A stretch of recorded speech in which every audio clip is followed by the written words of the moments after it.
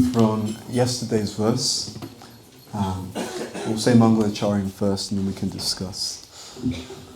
Ramagyanatimirandasya Gyananjana Shalakaya Chakshurum Militam Yena Tasmai Shri Gurave Namaha Shri Chaitanya Manobishtam Stapitam Yena Bhutale Swayam Rupa Kadamayam Dadati Swapadantikam Vandeham Shri Guru Shri Yuta Padakamalam Shri Gurun Vaishnavamscha Shri Rupam Sagrajatam Sahagana Raghunatam Vitam Tvam Sijivam Sadvaitam Savadutam Parijana Sahitam Krishna Chaitanya Devam Shri Radha Krishna Padan Sahagana Lalita Shri Vishakam Vitamscha Hey Krishna Karuna Sindhu Dinabandhu Jagatpate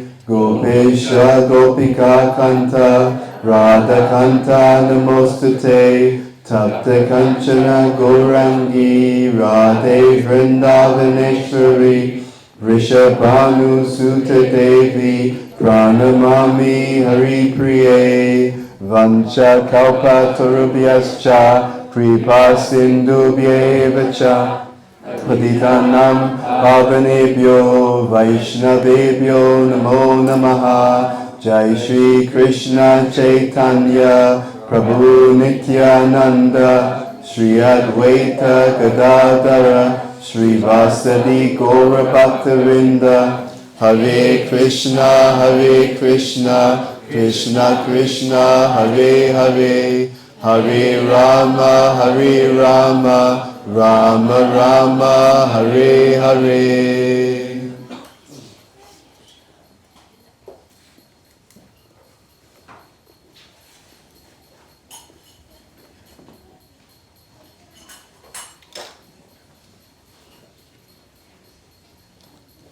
Hare Krishna.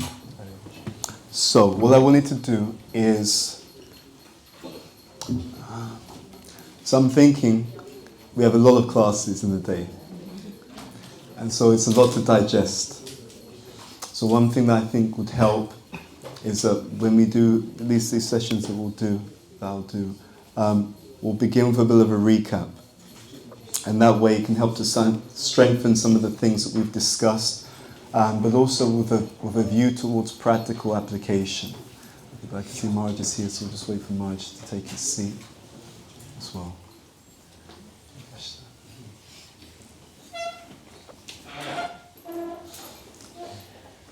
His Holiness Candramauli Maharaj ki Jai.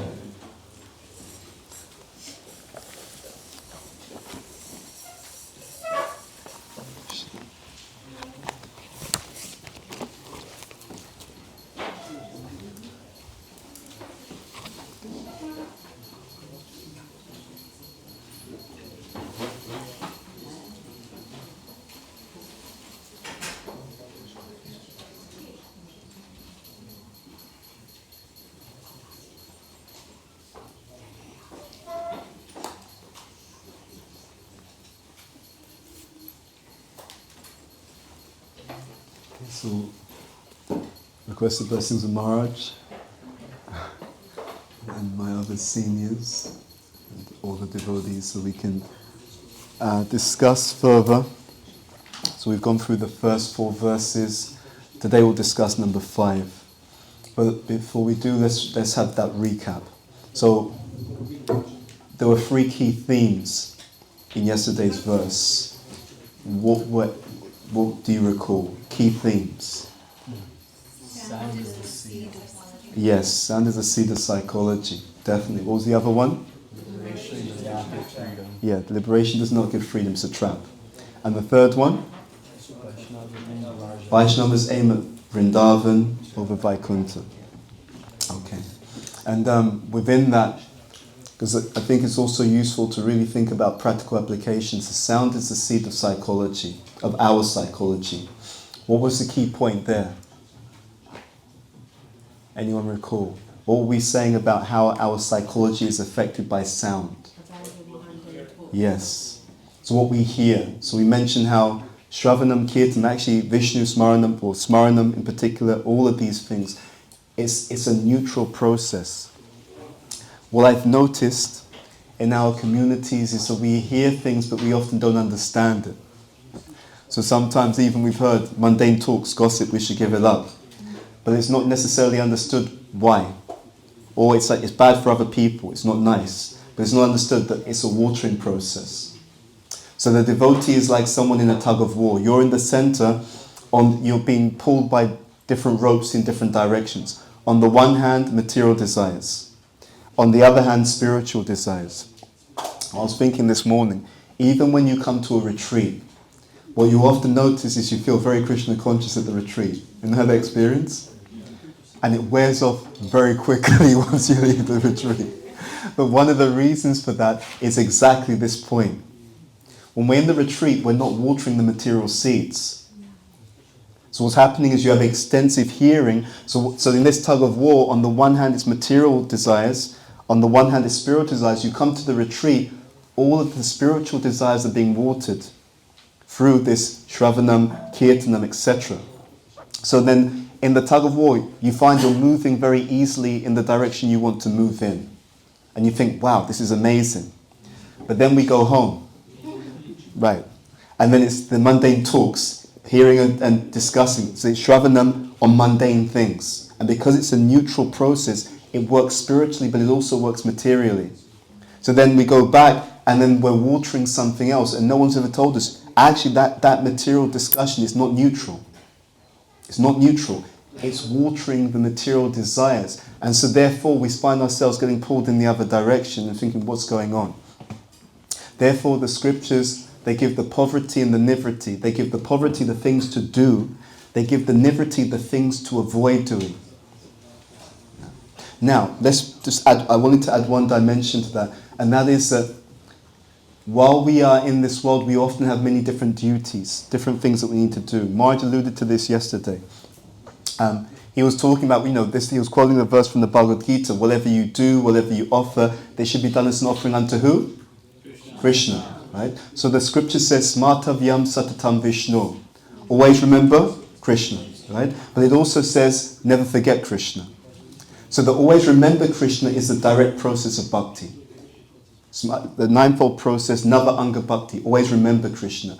The never forget Krishna is the indirect. It's the things that we have to do in this world, do them in relation to Krishna, right? Do them as an offering to Krishna. So we have to eat food. Okay, make the food as an offering. We have to maintain ourselves, we have to make a living.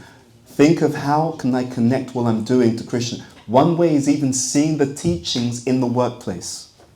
So you may read something, so Krishna talks about people in different modes. So you may be in the workplace and you may notice, this person's in the mode of passion. What does Krishna say about people in the mode of passion? He says they act like this, they do like this. So even though you're seeing something in the external world, you're remembering what the scripture says about it. Right? You can think that I'm working, what do I do with the earnings from while I'm working? Not just the earnings, by the way, not just the money, the skills, the information that you learn. Right? So you may learn something in the workplace. I can use that in devotional service. So you can connect things to Krishna consciousness. Right? That's the point. So the things that we do, that we have to do, we want to find a way to connect those things to Krishna consciousness. And in that way, it doesn't water the material, but it still brings us closer to Krishna. So this is the key point. And just really emphasizing that things aren't neutral. The mundane talks, and that includes mundane television, all these things, it waters something within us. And that's often why our devotional service is harder than it needs to be. And then some of you will have even lived in the temple. And you'll have noticed when you were living in the temple, you found it much easier to be a devotee because these other things weren't being watered. Very, very simple principle. That throughout the teachings, everything has its practical application. Everything has its practical application. Maybe we'll mention it now. So in Jiva Goswami's Tattva Sandarbha, he talks about Praman. Praman is evidence. And he says, he actually lists 10, But then of the 10, he says Vaishnavas we use 3. Does anyone know what those 3 pramana are? The 3 types of evidence that we use? Shabda is the first one, and then Anuman, and then the third one is Pratyaksha. Okay? So this point about what's inferred by the scripture, that's Anuman, inference or logic. So you have the Shabda, you have the statements of the Shastra, then you have the Anuman, what's implied by that, what's the logic. So again, if we understand the reason why, what's implied by that, and we gave the example yesterday, Kali Yuga is age of what? Quarrel and hypocrisy, which implies that we're going to have disagreements. Right? So it's the statement and what's implied by the statement. If it's the age of quarrel and hypocrisy, it means people disagree a lot. And this also implied is therefore, if we can learn how to deal with disagreements in a healthy way, we're in a good situation. We also spoke about the expectations of different devotees. If they're Kanishta, what does that imply about the behavior? They know how to deal with who? They have Kanishta Adhikaris have appreciation for the deity, right? But they don't necessarily know how to deal properly with the devotees. So what's implied by that? How should you expect them to deal with you? Very well? No. Again, implication. Right? The statement is there and it implies it means something practically. And so that's just something on that. Alright, so now what we'll do is we will go to verse number 5. And I've been informed by Sri Devi that there's a meter that we can use. Just not asked to meter. So I'm just going through in my mind. Yeah, it works. Okay. So what we will do is maybe I will do a line, and then if it's a car crash, then we'll just sing it together. Okay. Asakchesta kasta pradavikata prasa libi aiha.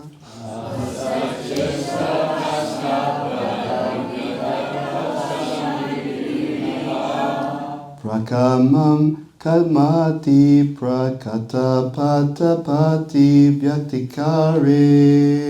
Prakamam kalmati prakata patapati vyaktikare. Kale badvahanyeham iti bhagabitvat mapagane.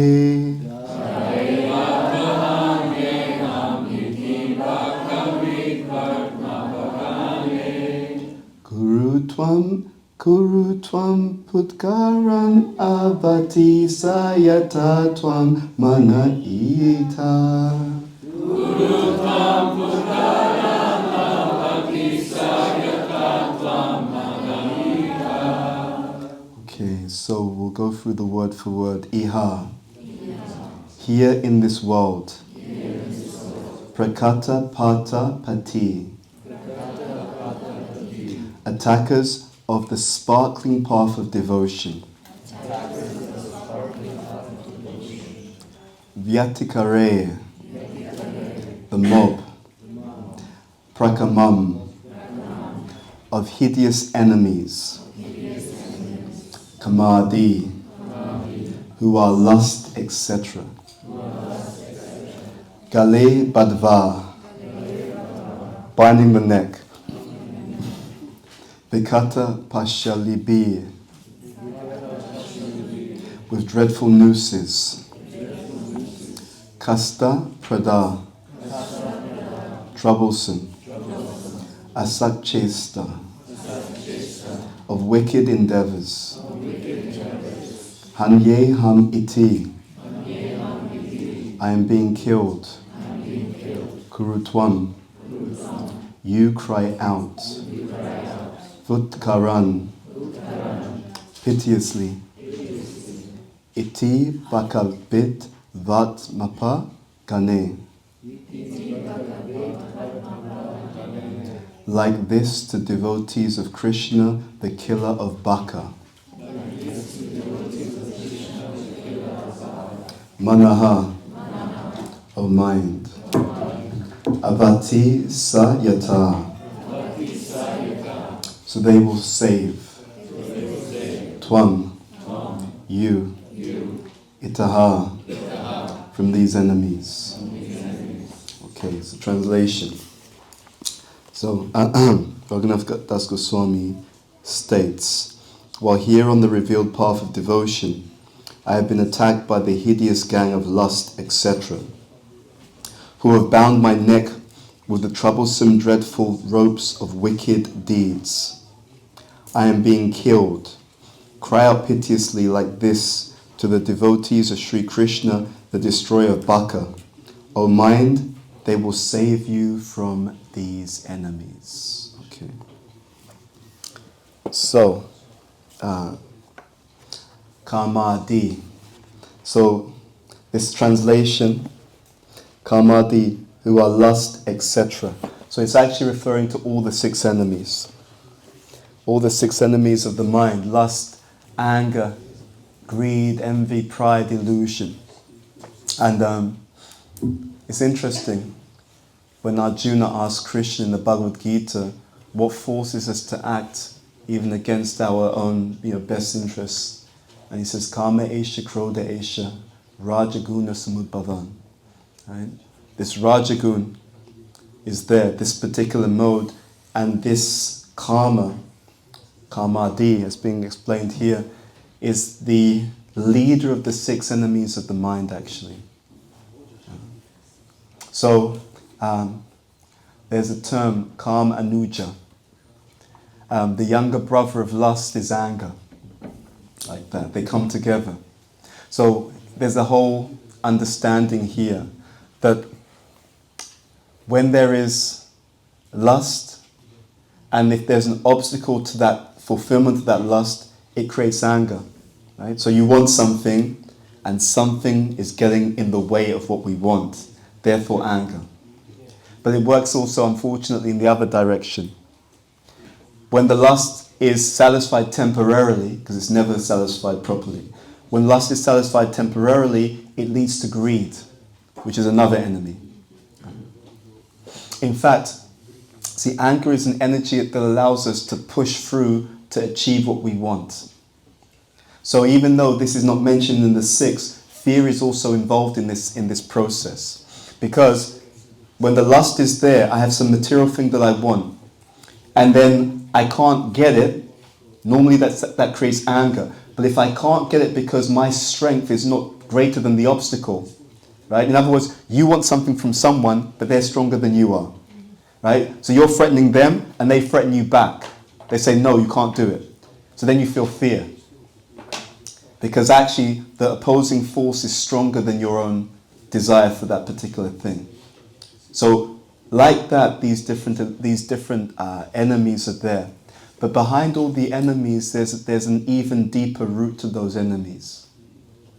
You see, the cause of lust is actually the desire to enjoy. So what's underneath that is, first I want to enjoy. Then lust relates to specific ways in which I want to enjoy. So again, the consideration is the teaching deals with this right at the root. It says, rather than trying to enjoy, we want to develop a mood of what? Service. If I can identify as a servant, and if I can let go of the spirit of trying to enjoy and cultivate a spirit of actually being a servant, you can uproot all of these 6 enemies. All these 6 enemies can be uprooted. Just by this one understanding. But it's something, again, to be cultivated. Because, as we said, not just what we hear, not just what we chant about, but also what we remember becomes stronger within the consciousness. So Krishna talks about this in the Bhagavad Gita. He says, one who gives up the activities of sense gratification but still meditates upon them within, he is a what? He's a pretender. Right? Because he's still watering, or she's still watering the exact thing that they're seemingly not doing. And in due course of time, by watering those particular things, those desires also become stronger. And at a certain level of strength, one will be forced to act upon those desires again. So again, the whole process, it works materially or spiritually. So, these 6 enemies are there, and it's also interesting that they lead in this place. Actually, let's read the exact point. It is said, these enemies have bound my neck with the troublesome, dreadful ropes of wicked deeds. Again, it's predictive actually. What we are doing is actually a reflection of the type of consciousness that we have. It's always the case. Whatever we're doing. And this point about this Kama Esha, Krodha Esha, Rajaguna Subud Bhavan, this Rajagun is predictive actually. It's, again, it's not so well known, but the scriptures are predictive. And Krishna, when he's speaking about the modes, he explains their trajectory, the route that those modes go on. So he says activities in the mode of ignorance, in the mode of goodness, they first begin like what? They're poison. So you're going to have to do some work to begin with, but in the end they become nectar. So it's a trajectory. He explains that activities in the mode of passion, they begin like nectar. So it seems to be okay in the beginning. But the same thing that seems okay in the beginning actually causes so much distress later on. It's very, very interesting. There's a quote, I was just reading this yesterday. So Chanakya Pandit says, in old age, the liver ages, the teeth fall out, there's no more strength. He said, but our desires remain as strong as in our youth.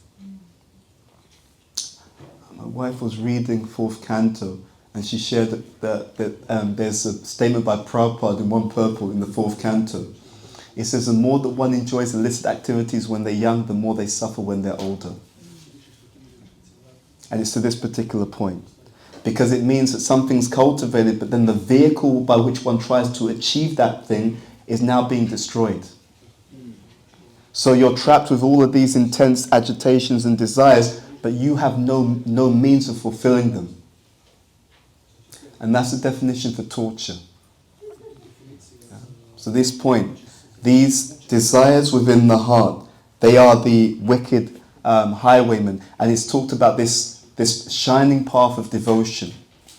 Now, in his commentary, it is mentioned by Bhaktivinoda Thakur that the devotees are like Krishna's police. They're police force of Krishna.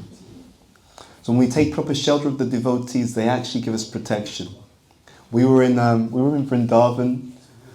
Towards the end of last year, there was a retreat, a youth retreat. And as part of the youth retreat, we spent some time with Burijan Prabhu and his wife, Mother Jagatarini. So giving some classes. And she said something very interesting. She talked about how she always tries to get the association of advanced devotees. And she says, even if I can't be around them too much, because maybe they're in the renounced order or whatever, she said, I try to be within their energy.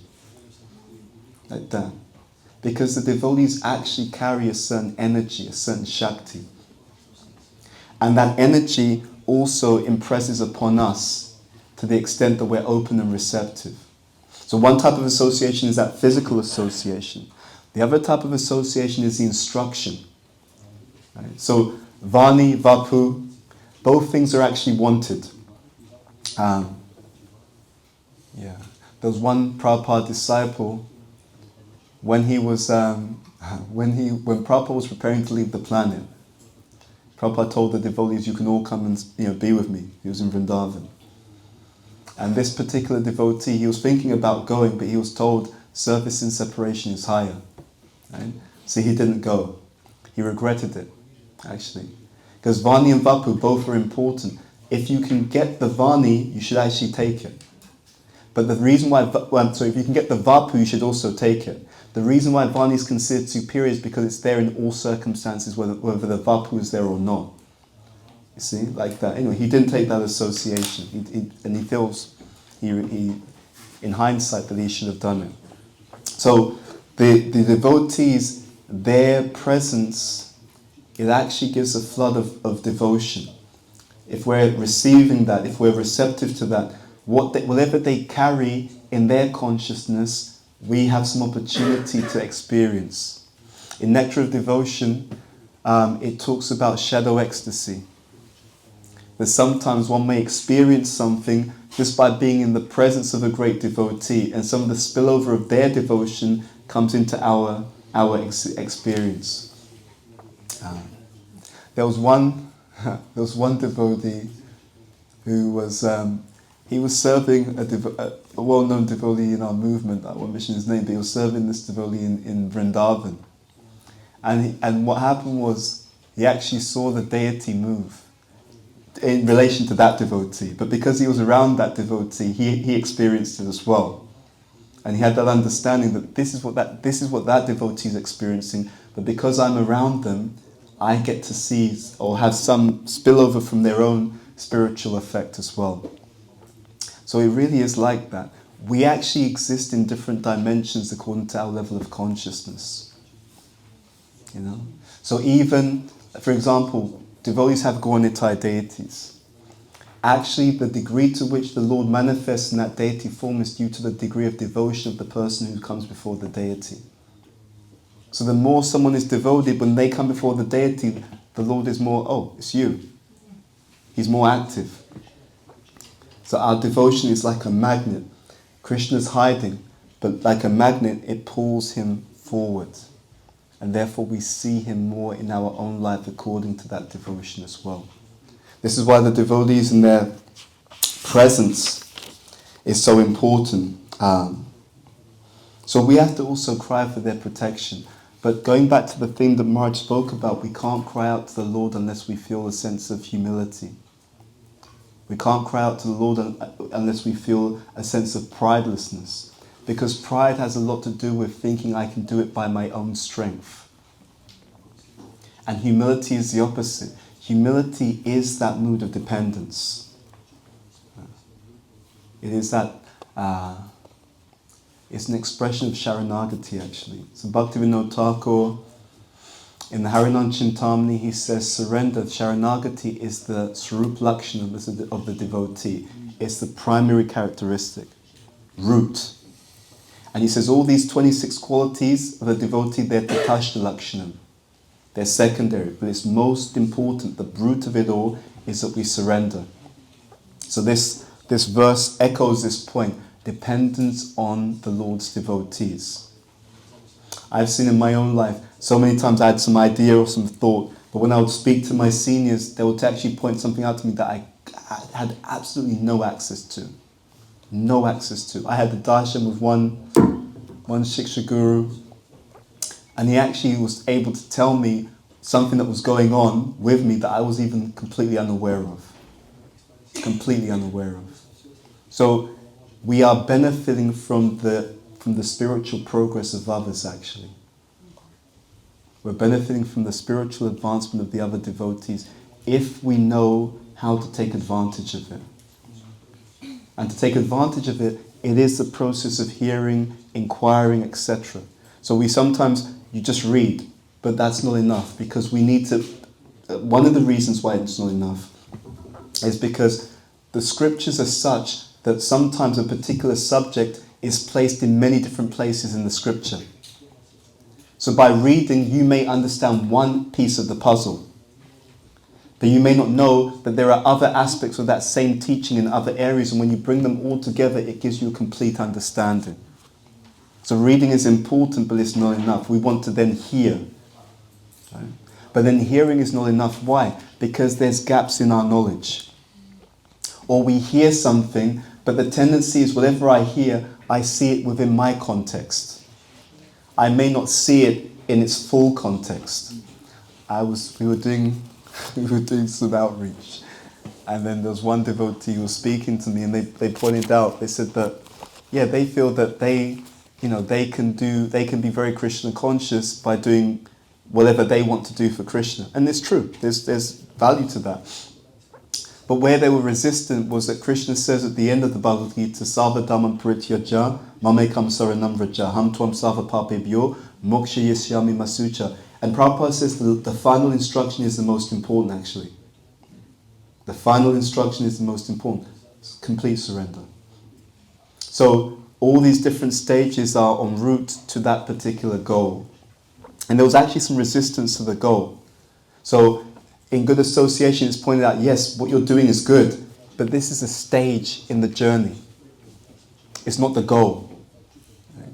But it's a stage of where we may be, and we should do that and do it properly, but we should know where we're going as well.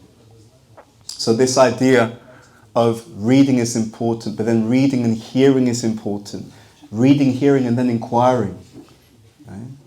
And therefore Krishna makes that point. Tadvidi pratena priprasnena sevaya. Upadekshanti te jnanam jnaninas tattvadarshana. You approach a bona fide spiritual master, but you don't just approach. You serve it and you do what? You inquire. To get a proper understanding, to see how all these pieces fit together.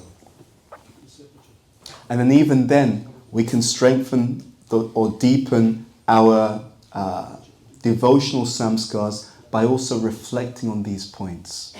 When I was looking at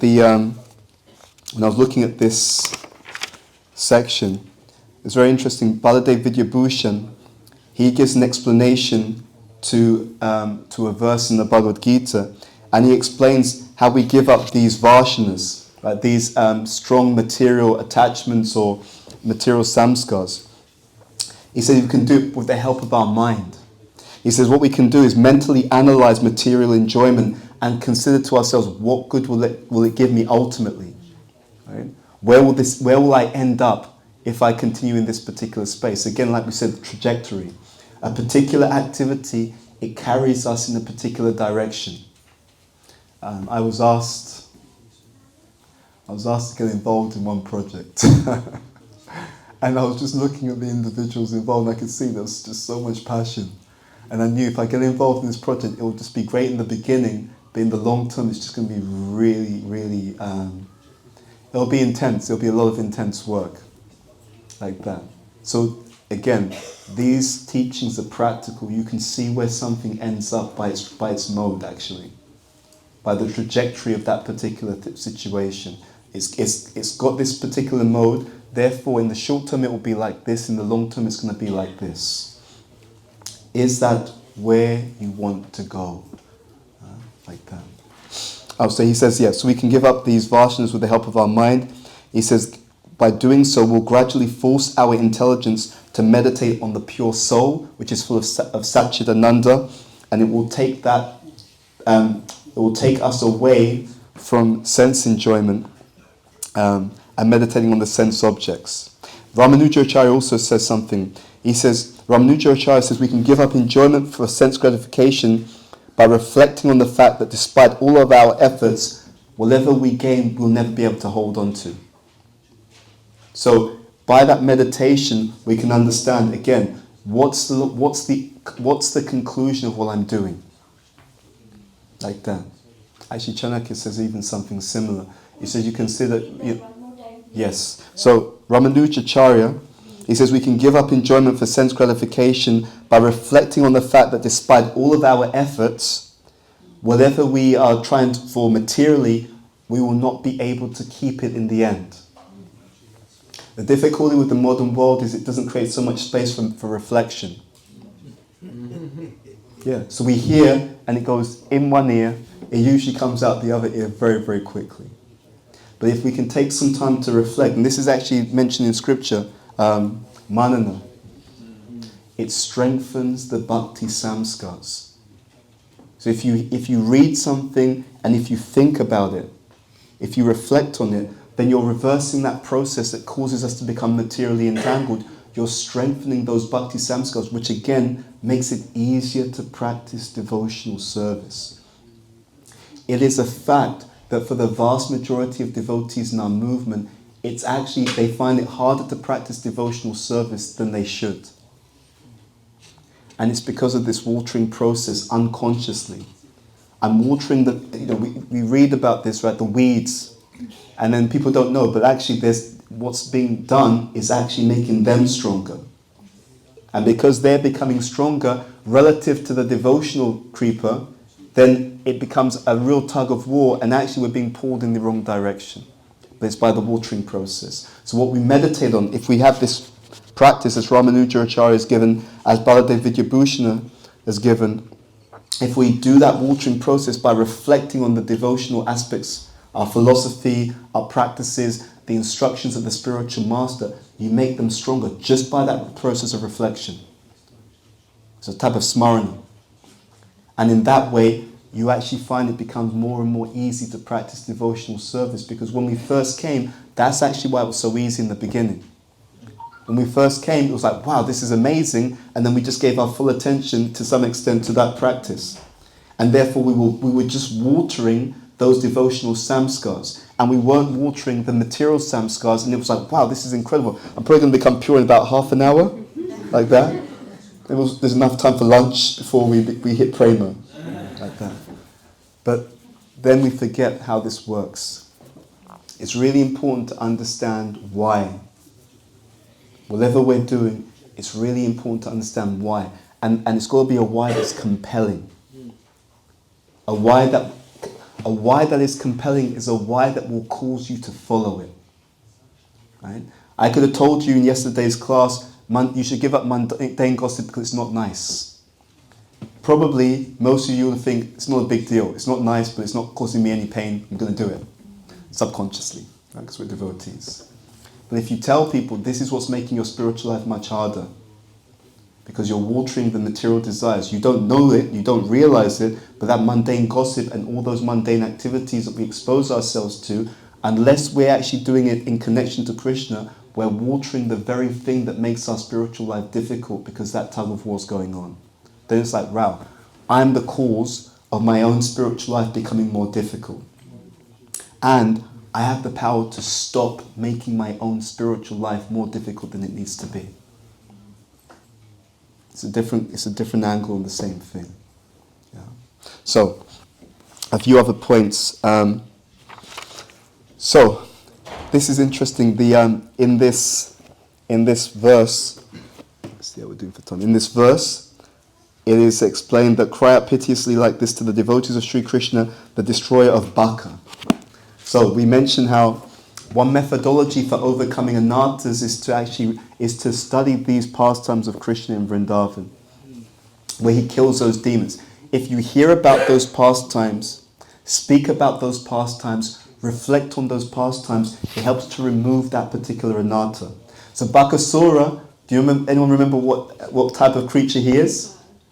It's a crane, right? And Krishna actually kills him, right? Bifurcates, yeah? Like that. And the crane represents this, and Bakasura represents deceit. Yeah, like that.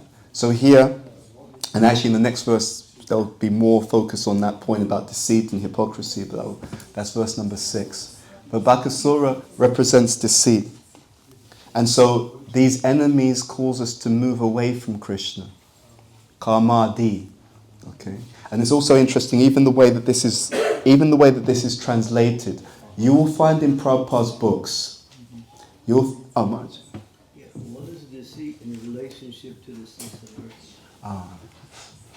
What's the question? Do you want Just a question. What is deceit in relationship to the six anarthas? Is it a sum total of all of them? I think it's a sum total, but my understanding is that what happens is by those anarthas we're pulled away from what we actually know is the real nature of the soul. So we're actually pulled in the material direction, even though the soul, or as devotees, we're trying to move spiritually. So we're moving away from the path of devotion rather than towards the goal of devotion. But in the next verse, I think it goes on to a bit more detail about that. Still not clear about what is deceit. Yeah. So that's what I heard. I mean, is it related to one or more of the anarthas?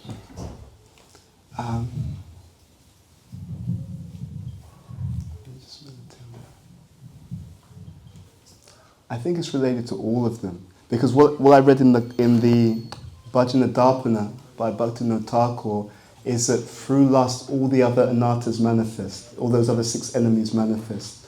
So it's like lust. He says lust is like the leader of those other particular anarthas. And then when it mentions the ropes, it talks about how the ropes are pulling us away from that particular path. So he says that like highwaymen to take us away from that. Deceit is like self-deception, isn't it? Yes. Yes. Take something that is not actually the reality Yes. and accept that over what is actually the reality. Yes. And propagate that as being the reality. Yes. I'm trying to see how it connects to lust, anger, greed, illusion, pride, and envy. I think it would definitely have a direct relationship to illusion, because moha is specifically related to that. But yeah, he seems to touch on it more directly in the next verse, where the actual verse talks about hypocrisy and deceit. But I don't recall so much more from the purport. Yeah, it's, even Thakur mentions that the anarthas, there's 4 categories of horn, and the impious anartha he calls deceit as one of them. The deceit and he gives 2 things within one category, deceit and I can't remember the other one. But it's considered to be the emperor. Yes.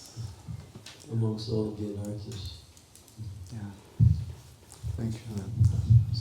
So we'll definitely get into that a bit more in the next class as well. One of the things I wanted to touch upon is this idea kamadi. So when it's translated here, it's lust. But when we look at the commentary, it goes into all of these different details. And the reason for that, is that also the Sanskrit language has a particular process in of itself. So there's the direct words, but there's also what the words imply. So I can't remember the exact place where it is, but in the Bhagavatam, there's a particular verse, and it's translated those who live in the village by the river Ganga, but it's translated as those who are pure-hearted. But the verse itself doesn't say pure-hearted. In the translation, it comes out. But to explain how it works, we understand that when you bathe in the Ganga, what happens to you? You get purified, right? So it's called the implied meaning. So there's the meaning and there's the implied meaning. When you look at the actual Sanskrit for that verse, it actually says that the village on the river Ganga. But you can't have a village on a river, right? Because it's just not practical. You couldn't have a village literally on the river. It would just sink into the water. So when the direct meaning doesn't make sense, you take the indirect meaning. Okay? The village by the river Ganga. But then you also take the implied meaning. If the village is by the river Ganga, it means the people in that village are taking bath in the Ganga every day. So what's implied is that they're pure-hearted. So when Prabhupada translates, he translates for meaning, not literally. Translates for meaning. And that is, sometimes in our movement we have we have a disagreement with the scholars. Because the scholars say, well, you've changed this, right? This is not what the Sanskrit says, but actually our point is that's exactly what's being said. Because our thing is that unless you translate for meaning, you will actually change what the verse is alluding to. And therefore, this is Bhaktosime sakasati rahasyam heta dutamam. Krishna says, you can understand this rahasyam, this transcendental understanding, this transcendental secret. He says this to Arjuna. Why? Bhaktosime saka, because you're my devotee and you're my friend. So, because you're not envious. Exactly, you're not envious. So our point is that only devotees can properly understand what is being given by Krishna. Because one has to be of that tradition and understand that context, or you take it out of context. To give another example, imagine that, imagine someone comes from the past into the future and they're reading something and it says something like, the information, I got the information on my hard drive. Right? Now let's say that they don't understand what a hard drive is. They translate literally. So then they translate, I got the information on a very difficult journey. Right? A hard drive. But if they don't know, a hard drive is not referring to, it's not literal. Hard drive, that word refers to a specific thing. Then what happens is when they translate, they actually change the meaning. Because they don't understand that word actually alludes to a particular thing. So this is a mystery of these translations. Therefore, Manah Shiksha, our devotional literatures, if you don't know the devotional culture, and if instead you try to just take word for word as a translation, you actually change the meaning. As it is. Yeah. As it is, absolutely. So there was, in Bhaktivedanta Manah, some scholars came to visit. And one of the scholars, he told the devotees, why don't you change the title of this book? Which was Bhagavad Gita. So he said, what your Prabhupada seems to be implying is that his Bhagavad Gita is a proper Bhagavad Gita and other people's Bhagavad Gitas are not proper Bhagavad Gitas. So the devotee humbly told him, he said, Prabhupada isn't implying that. He said, that's exactly what he's saying. That's exactly what he's saying. He says, actually, if you look at the purport, Prabhupada writes that at the time of going to print, there were over 700 editions of Bhagavad Gita. He's more or less saying they were all useless. Yeah. So this is the point. Bhagavad Gita, as it is, it requires someone who's in that tradition, who has that understanding. What's Krishna alluding to? What does he actually mean? Yeah.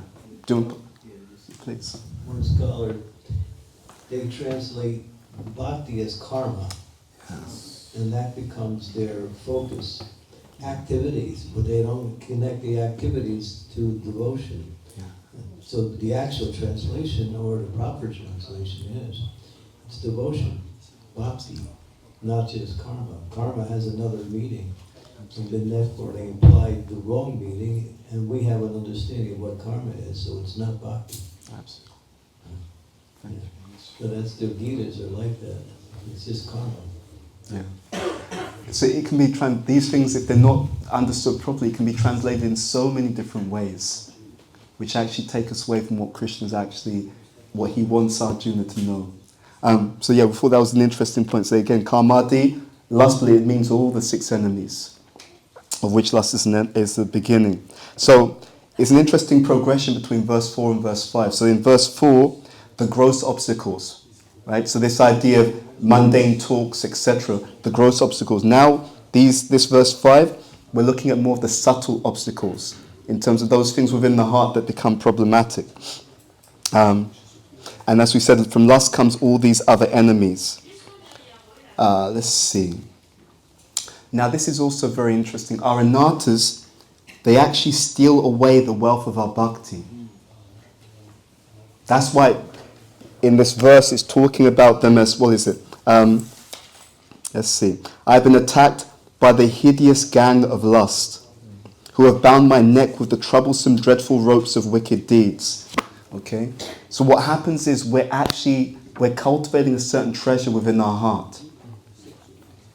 And these enemies, they actually take the treasure away. It's not spoken about so much, but it's possible for devotees to, in one sense, regress. To go backwards. If we're not properly building up the treasure of our wealth.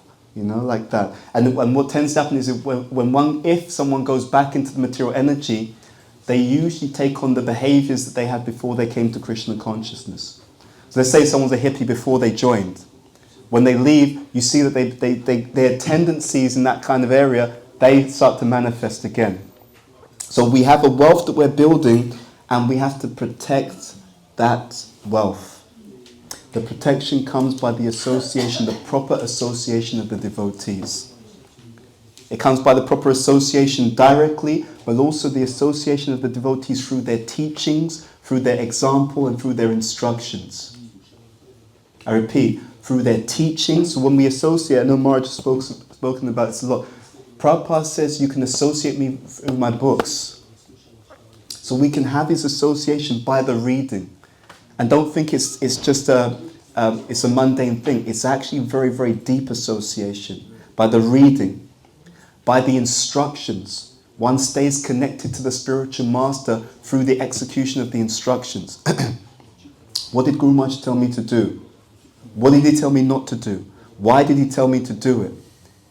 How will I go about executing that? And again, linking it to yesterday, you can see how it protects us, because all of these things, what kind of samskars will they strengthen? They'll strengthen the bhakti samskars.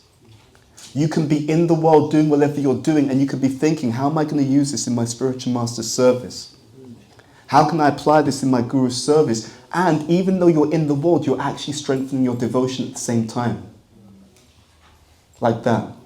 It's a meditation. So, I won't show the quote, but a friend of mine sent me this quote yesterday. And I know that Maharaj, I can't remember where it's from, but anyway, he sent me the actual point. So even the spiritual master will often think about the nature of the individual. I remember Marge telling me, we were it was one of your disciples' retreats somewhere else in Europe. But just before I left, I paid obeisances to Marge, Slovenia. And I just asked him, I said, Marge, is there any last instruction for me? And then Marge started telling me, he said, Bhuta Bhavna, you're the kind of person, you need to find new ways to innovate, to bring Krishna to people. And you gave me the example of, old wine in new bottles.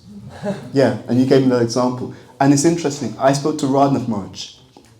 I think this was after speaking to you. And I asked him a different question. I said, what would my spiritual master want of his disciples? And he gave me 4 things. And the first thing is exactly the point that you made. He said, find new and innovative ways to bring people to Krishna. The first thing he told me. And I was thinking that you can be out in the world and you're thinking, right, how do we find new and interesting ways to spread the mission? And Prabhupada writes about this in at least one purple about novel ways to share the mission. So it's so amazing. So you can be in the world, but you can meditate on how the instruction, how does this situation, how can I use this to do what I've been asked to do? And in that way, the situation itself does not actually cause us to come down, but rather we're going to engage that, because what is that? It's Krishna's energy. We can engage that situation in the service of the Supreme Personality of Godhead. So it's very, very, very powerful if we understand how this works. How do we connect? And that's the point, you connect it to Krishna. How do I connect these things? And I also share that because Narottam Das Thakur, he explains how anarthas can be engaged. So here this verse is talking about anarthas. He says, for example, we have pride, but we can have pride that we have such a wonderful master as the Supreme Personality of Godhead. Our pride can be directed in that direction. Right? He says greed. We can be greedy for the association of Vaishnavas and greedy for Krishna Katha. Right? So even though these enemies are there, if they're redirected and engaged in Krishna's service, they become elevated. Right? So there again, there's a real spiritual practice, a real way of doing this. I just want to share 1 or 2 other things before we open up for questions. So, yeah. So, there's this story, which I thought was really good to share, if I can find the page. There's a story. What page is it? This, it's a story about Sanatana Goswami and the touchstone. Yeah.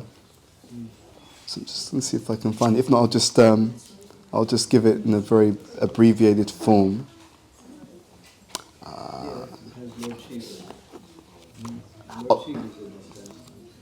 Okay. This is, but here what I read was, give me 1 second.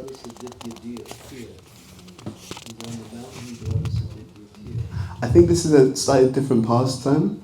Touchstone? Yeah, this is when Sanatana Goswami he'd thrown it away. Yeah, then he was on that mountain. Ah. This guy came to Lord Shiva.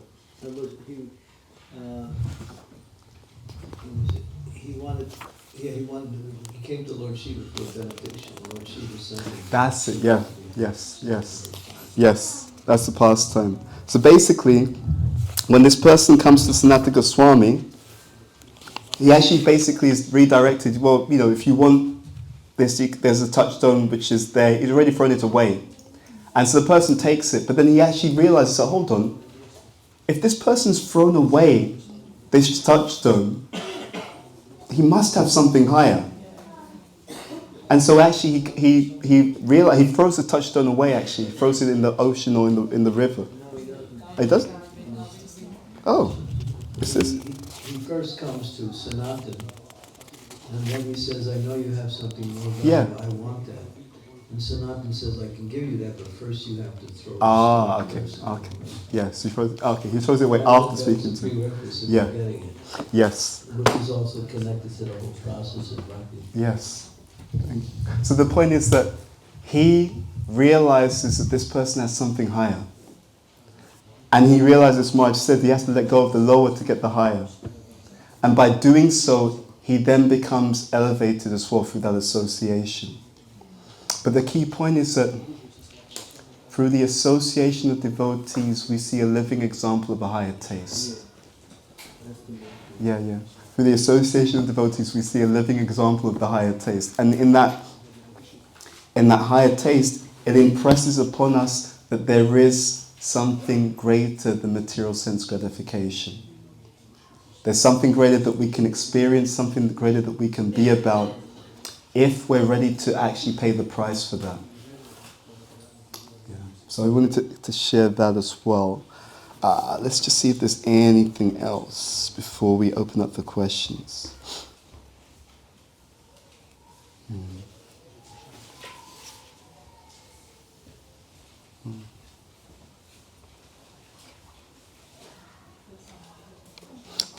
Okay.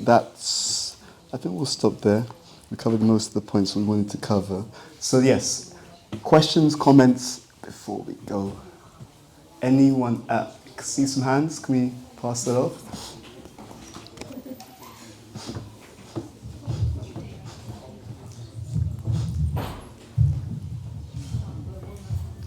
Hare Krishna. Thank you very much. This was again a very interesting class, and my question would be connected to both today's class and yesterday's class, because today you also spoke about association of devotees and hearing from them, and yesterday you also touched this topic of hearing like online digital classes or Yes. or personally. And I was thinking about it, what about, sometimes it happens that devotees want to hear online class from a senior devotee rather than go to a Srimad Bhagavatam class personally from a junior or from peers, and how should we approach this topic? I think I'm going to ask Marge if he has a comment on that first.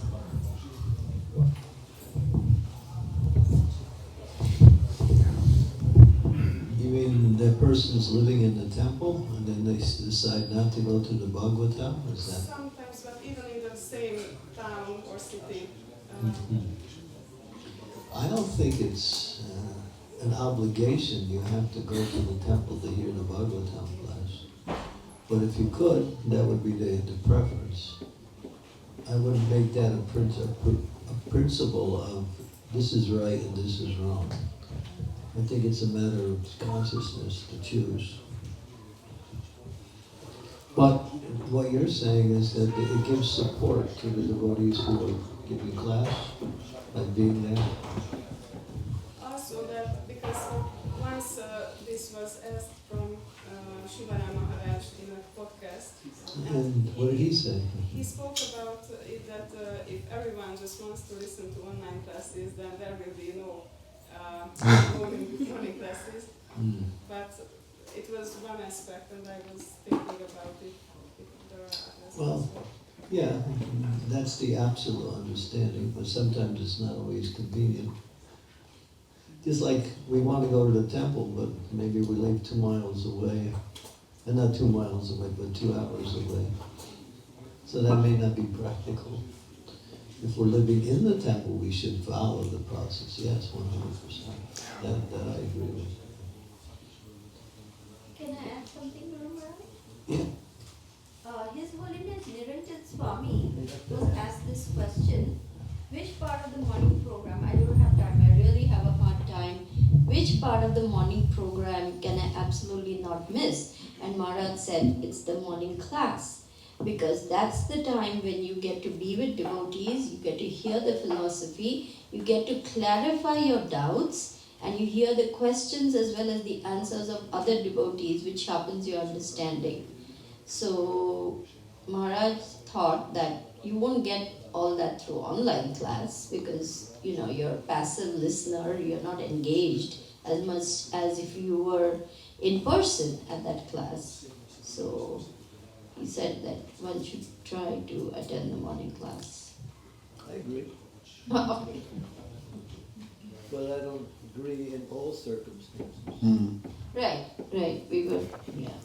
So the point I would make is that we should do the best that we can. That's the point. We should do the best that we can. We should be sincere. Yeah. The sincere. So it's like do the best that you can, because there's a point that Krishna sees. It's one thing what we're doing for Krishna. He sees what we're actually holding back. When I was in Mayapur a few years ago, I spoke to one of my godbrothers. And he told me that there was a situation where they'd done some book distribution marathon, and my spiritual master was reading out the scores, and many of the devotees, they distributed some books, but maybe not the largest number. And this godbrother of mine, he distributed more books than everyone else. So when everyone else's scores were read out, they were glorified. When his score was read out, my spiritual master said nothing to him. And he was upset. And he told me, he said later on, he said, Guru Maharaj came to me and he said, I know you were upset that I didn't say anything even though you've done more. And then my spiritual master said to him, he said, what you have to understand is these other devotees, they may have not have distributed as many books, but they were doing the best that they can. He said, I know that you could have done a lot more. So it looks externally one way, but actually it's according to what your capacity is. So the point is, to Maharaj's point, is sincerity. It's actually doing the best that we can. And it's not always measured externally, but rather the spiritual master can know, Krishna can know, well, I saw what you did, but I know what you're capable actually of. So from what you're capable of, is this the best that you can do? Like that. That's how we can consider. Thank you for the encouragement, Maharaj. I saw Radhabati had a question. Could you pass the mic? I'll just yell it. This might be a silly one, but how do we know if we're sincere in trying our best? Okay. How do we know that we're sincere in trying our best? Would you like to comment, Maharaj, first and out? Please. I have a thought on that. When we're one-pointed on what we're doing, that's one of the qualities. We put our complete attention and energy into the activity. And we also put our devotion into it. In other words, the more of the characteristics that make up the activity are put into the activity, that will understand how sincere we are. If we're focused but there's no devotion, then we might say it's lacking something essential. I'd say everything: attention, devotion, and wanting to please as the result of our activities. You see, sometimes people get so focused on something, even if you talk to them, they don't know you're around. If you can get like that in your devotional service, then that's it. Nothing else around you has any, really relevant to what you're doing. One point in this, I think Shiva Ramanuja mentions that in his book. What is it called? Yes. Eka something. Yeah. Not Brata, but Eka. He Yeah, talks about, yeah. he gives the example, I want to increase the quality of my chanting.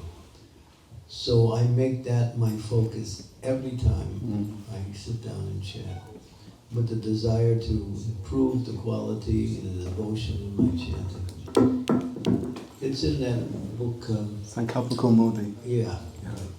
Yeah, I can't remember it's Eka something, but I can't remember. I think it's Ekagrata. Ekagrata, that's it. Yes. What is it called? Ekagrata, yes. Ekagrata, yeah. Yes. Okay.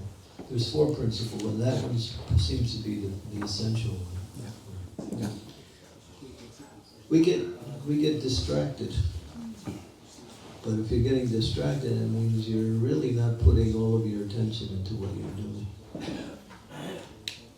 Or all of your energy. So just to also share something on this topic, how do we know that we're sincere? I think it's also something, there's also something that comes by some introspection, like that. That's the question, how do we know we're sincere? Yes. You know the definition of sincerity? the history of it? Oh, sincere, is it that word? Yeah, Yeah. what is it? Where does it come from? Without wax, is it marble? Yeah. Yeah. And sculpting. Yeah. Those who, that word came, you mentioned it, it's a Latin word, right? Yeah. To make that form out of that block of wax ideal, Mm-hmm. and the focus on that, to do that. I mean, if you're sculpting, you just like everything is fine-tuned. Yeah. With one pointed attention. So that's an interesting definition. Mm-hmm. It's like creating something artistic. And we also, when I first came to Krishna consciousness, there's one devotee, really, really wonderful devotee, and he was explaining, he said, if you do the best you can in the situation you're in, then Krishna gives you more capacity.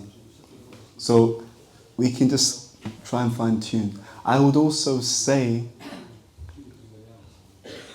The thing is, if you're attached to the result, that minimizes the quality of the result. yeah. Because Krishna will come in and do most of the work. Yeah, I was But thinking. if you're attached to the result, it also blocks his mercy. Yeah.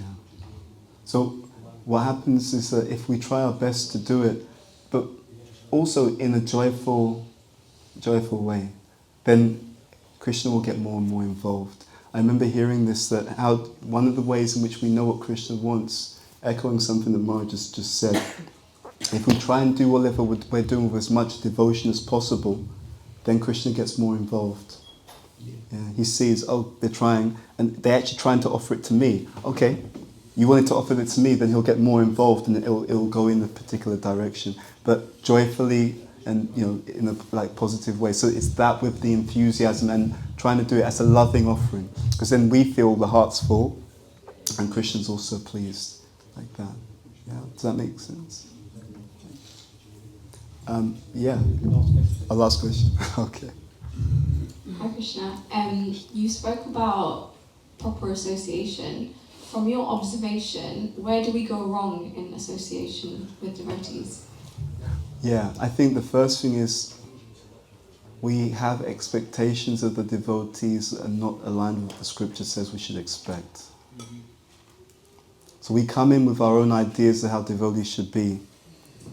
And, for example, you could say that someone could assume that because someone's been around a long time, they must be very, very exalted. But you won't get that anywhere in the scripture that says just because you've been around a long time that automatically something's like that. But you'll see that the way that devotees act, but he's been around for so many years. It's like, and was there a quote from scripture anywhere that said that it's nothing to do with it? But we carry our own conception into devotional life, and we're not aware of that. How much it causes an issue. Yeah, please. I know one senior devotee who I think has the right understanding of association. And wherever he is, he's in that one mood. How to serve. Wow. Not what can I get out of this or how can I enjoy this. In each and every situation he thinks, how can I serve? And you can see when he acts, he's always in that mood. So if you're in association devotees, you think, how can I serve? And if nothing comes, then you just, if you're here in class, your service is to do the class. Yeah. In other words, it takes some intelligence to understand how to serve in every situation. Yeah. And that intelligence develops as you practice that. Yeah. You can see. Sometimes you see what devotees need, and then you somehow make that happen. That's a way of serving devotees. To be observant and watch the devotees and see if I can serve this particular person in some way or other. I know a devotee like that. I won't mention his name. I don't want to put him on an embarrassing situation because he's very humble. But that's his mood. Beautiful. And that, thank you for the Maharaj. That would lead to a very blissful spiritual life. It's the linking to that. Often it's because also we want something from the devotees. You know, like that. So it's like I was read. Was I read? You'll get it. Yeah, anyway. yeah. You'll get it. Yeah.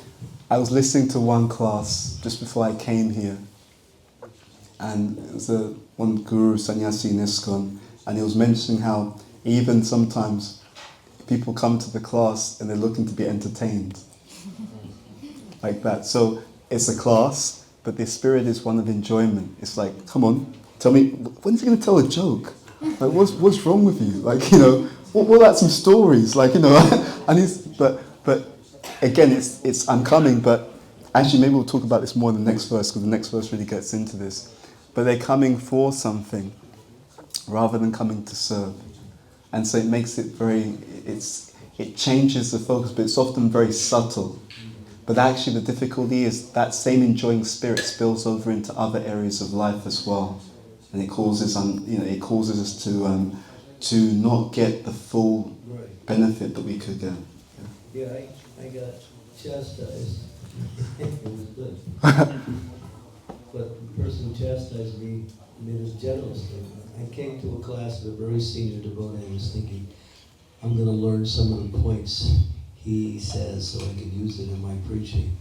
And then the first thing he said when he began the class, don't come simply to get ideas on how you can preach. And that was, I just shrunk back in my seat. All right, you got me. Yeah. So association, I love the way that Maharaj put it. If we can go in that mood, we say Prabhu. It means you're my master. I'm actually here for your service. And if we can approach in that mood, then everything comes because Krishna's providing it. I will also echo this point because I think it's very important. Also, it takes some intelligence to know how to serve. It's really important because linking that, I think that that's also another issue that I don't know. Right? This is the way you serve this devotee best. For this devotee, you should serve them in a different way, like that. But it's all part of becoming situated as a madhyam, as an intermediate devotee. I actually understand the devotees properly, I understand myself properly, I understand how to serve in different situations. And then spiritual life is a lot smoother in that regard. Okay, thank you. I think we have. Yeah, because we've got another class. Yes. Okay. So maybe when we have the next class. It wasn't a question. It was just adding to the point of. It wasn't 4 options. No. Okay. You were saying we need to know how to.